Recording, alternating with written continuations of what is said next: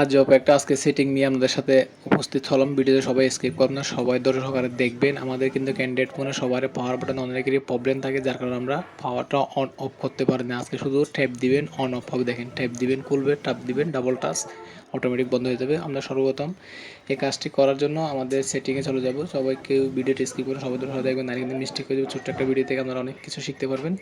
আমরা সর্বপ্রথম আসবেন আমাদের ফোনের সেটিংয়ে। আমারটা রেডমি, আপনারা যেই মোবাইলটা হোক না কেন আমরা সেই মোবাইলটাকে সেই ডাবল ট্যাপ লেখাটা খুঁজে বের করবেন। আমারটা রেডমি, আপনারা লকে পেয়ে যাবেন। আমারটা এখানে লকে ট্যাপ স্ল্যাপ ট্যাপ করার পর দেখতেছি এখানে double tap on of touch, এখানে জাস্ট কী করবেন, এটা অ্যালাউ করে দিলে আমাদের কাজটা শেষ। এখানে অ্যালাউ করে দিলে আমরা বেরিয়ে আসবো, তারপর দেখবো আসলে কি কাজটা হয় কিনা। অবশ্যই আপনার পাওয়ারটা অফ করে ক্লিয়ার করবেন। কোড লক থাকতে হবে। যখন দেখেন এখন ট্যাপ দিলে বন্ধ হয়েছে, আবার ডাবল ট্যাপ দিলে খুলবে। এভাবে তাহলে আপনারা সকলেই এরকম কাজটা করে নিতে পারবেন। যদি ভিডিওটা দেখে কারো উপকার আসে তো চ্যানেলটি সাবস্ক্রাইব করে দেবেন, একটা লাইক দিয়ে কমেন্ট করে জানাবেন। পরবর্তী ভিডিওতে আমাদের সাথে উপস্থিত হবে। ধন্যবাদ।